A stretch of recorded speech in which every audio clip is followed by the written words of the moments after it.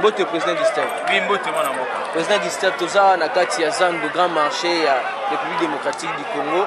Tu remarqué le moko fulu kin bopeto exacte. Ezali ko la compétence ya Gentini. En tout cas ngai na baye Gentini ngobila makasi parce que je croyais qu'il allait faire mieux plus que André Kimbuta. Mais malam oya sali na grand marché à l'obik non il fallait la bouka ba mesa oui. Alors baka bouka ba mesa parce que ba mesa bandai kocha salité mais nous regrettons ay kocha biloko ezali plus salité pour les kabuta ta ba mesa. Cependant ba mesa bandai ko sala pe que non ba bateka moi eloko muke balia ba zo moi 10 francs mais ba full oye ay kocha ezali ko mela biso ba coronavirus parce que awa tozali pratiquement dans l'avenir du marché. Nous regrettons ce botali na simananga na bomo na suka na bafull on a komira awa lelo nde omoni pesinga kanda na ndenge moko ya kosakana te donc nazolo baka rapport na za mobali solo oyo ezali koyokama awa eleki ata solo ya coronavirus oyo ezali kuna na Chine. Président Gustave par rapport au mbongo oyo ebimaka na gouvernement oyo bapesaka yango Gentini Ngobila oyo akabolaka na babourgmestre na ye nyonso mpona kin bopeto ezali kokende wapi nalobi bourgmestre ya liboso oyo Gentini Ngobila il fallait qu'il suspendre ezalaki d'abord bourgmestre ya Kinshasa ya Gombe hein tozwi mwandambu bolingwa la pendate donc Barumbu ba bourgmestre nano il fallait ba sanctionner bon parce que marché central oyo ezali entouré na 3 communes wana oyo ngana uti kotanga mais so tali lelo na kati ya Zandu ya Mawatro population ebeti pas moyen bafulu pas kuna ndenge moko ya kosakana te toza komituna mbongo yango ekendaka wapi il faut atia au moins budget moko spécial pour na grand marché parce que ezali miroir ya mboka na biso kobuka bamesa c'est bien mais kolongola bafulu c'est mieux parce que bafulu nde esalaka no bato bazwa maladie bafulu nde esalaka no banzela ezala impraticable donc quant à moi Gentini Ngobila vraiment je suis désolé et soki osengaki no ye pe vraiment il faut alongwa mpo na nga ministre de l'intérieur a sanctionné pena no Gentini pona ba full oyo ndenge a sanctionnaki ba bourgmestre pona ba richisaki te na kini bopeto selon lui et ngai pena dosenga na ministre de l'intérieur a sanctionné vraiment Gentini Ngobila parce que c'est comme ça dali complice na batu oyo bazomi ma maladie à coronavirus parce que ba full oyo ekoluke memela biso ba coronavirus na kati ya Kinshasa. Non seulement coronavirus mais malaria typhoïde pe est-ce que le président de la République il y a un compte à rendre na mandat na 5 ans na peuple congolais à cause de la sanctionner te nalobi le président de la République vous allez sanctionner par rapport à Bafulu non parce qu'il y a un gestionnaire il y a ville Ezali Gentini Ngobila c'est lui qui est censé sécuriser plus grave encore bureau Gentini Ngobila Ezali na kati ya Gombe marché central ezali na une partie à Gombe alors le long aussi Bafulu Ezali ko persister c'est que basolaka ta mosusu bien te na gouverneur Azali na Gombe ou soit basalaka yango kaka na nko pour la population congolaise à mon arapasi donc ngana lobby Gentini Ngobila il est incapable sur le plan sanitaire il n'arrive pas et esprit azalaka nango na Yumbi parce que Yumbi c'est l'intérieur mais ici nous sommes dans la capitale Kinshasa ce qu'on a bafou le mesanaka c'est parce que c'était à l'intérieur du pays mais ici c'est Kinshasa qui la belle qui la capitale il faut sur le plan sanitaire tout ça exemplaire tout marchera très bien vous comprenez un peu donc vraiment je suis désolé na Gentini Ngobila na bourgmestre na ye ya Gombe Barumbu ainsi que ya Kinshasa taxe mbongo efutamaka chaque samedi citoyen nyonso afutaka mbongo wana misala esalamaka te ekendaka wapi ekendaka na bapoche na bango badamaka yango ekendaka na bapoche na bango baliaka yango parce que mona bambongo asalongo efutamaka chaque jour ticket oyo efutamaka taxe ya salubrité ezalaka na kati mais na fin ya masolo basalaka rien vraiment basalaka rien donc so bazokoka te en tout cas batika bapesa ata biso nga nalobaka na mbalele kaka ke non bazwa ata je dirais domaine ya assainissement bapesa yango na UDPS bamona ndenge nini tokosala parce que c'est nous qui sommes au pouvoir bamona comment est-ce que tokosala yango avec toute volonté tokosala yango ata 10 francs ya pamba oyo tokosala yango mpona to rendre Kinshasa na biso kupeto tozo comprendre que non ces gens là ils nous ont amené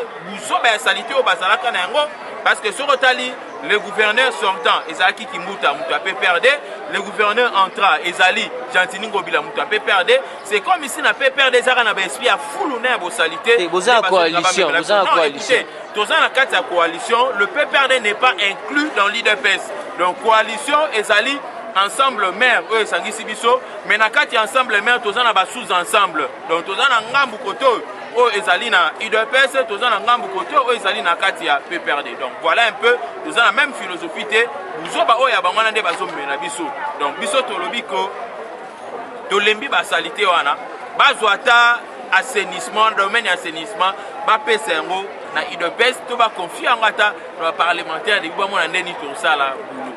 Par rapport au chef de l'État, on s'impliquera dans le domaine où il y a Kin Bopeto, si le lot échec Ezali, qui a échoué? Non, je ne dirais pas que le chef de l'État s'est impliqué, non. Le chef de l'État, c'est un visionnaire. Il a lancé l'opération et surtout que c'est le tout premier Kinois, le tout premier président Kinois Tozanaye, Ezali na ville où Esika Oye a Fandi.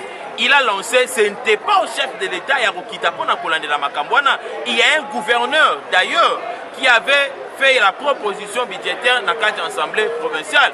Mais à part cette proposition budgétaire-là, il y a des partenaires qui financent pour lutter contre la foule haute dans le cadre de Congo. Mais nous nous posons des questions. Il n'y a pas non seulement la bonne volonté, mais il n'y a pas l'aisance et il n'y a pas cette culture. J'ai compris que Jantini Ngobila, tellement que c'est un monsieur qui a travaillé à l'intérieur comme gouverneur na Yumbi, esprit wana ba fulu komona kayango na Yumbi, komona ba salité na Yumbi, yangwana aye yango na kati ya Kinshasa. Donc je suis désolé. Quant à moi, il doit démissionner. S'il ne démissionne pas, mais que le ministre de l'Intérieur y peut à sanctionner parce qu'il est en train de polluer son secteur. Ce qui le bazar au Bela, comme on n'a pas si Barout est impraticable, c'est impact aussi dans le ministère de l'Intérieur parce que c'est lui qui est le patron. Il ne sécurise pas seulement l'individu ou soit la sécurité, mais il a aussi intérêt à veiller afin qu'il y ait l'assainissement dans le étendu dans la ville province de Kinshasa et aussi à l'intérieur du pays. Mot de la fin, on a peuple congolais nyoso o aza desi ya komona banda mamba Kin Bopeto banda esimbarate. Mot de la fin, nanga ezali akoyebisa na ba congolais nyoso baza déçu na komona Kin Bopeto esimbarate na ba salité banda ba gouverneur nyoso baleka. Vraiment to sambela nzambe to sala to sambela. Non, na lobi que to sambela nzambe d'abord. Quoi na ba to sambela nzambe de 1 à l'autre Jantini Ngobila ndoto FC qui non Kinshasa bonga na ba fuluté tika Kinshasa kende zonga na kasa yo. Et puis de deux ko ebisa na ba congolais nyonso to ça la déterminer to loba non avec Jantini Ngobila dans la ville province de Kinshasa parce que il n'est pas à la hauteur. On ne voit pas seulement les grands marchés, mais tambola presque partout.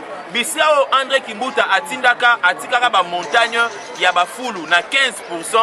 Lelo est commis na ba 30%, il y a montagne et commis na ba 45%. Donc le triple, le double, le quadruple même, il y a ba full André Kimbuta à Tikaka. Merci Ming Molambo. Merci beaucoup Ndeko.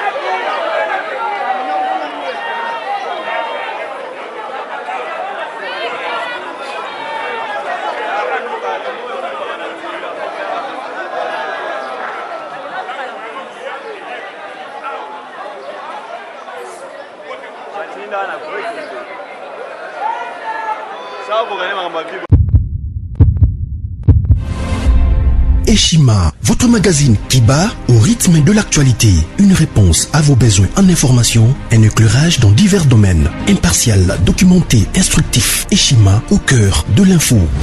Retrouvez la nouvelle édition.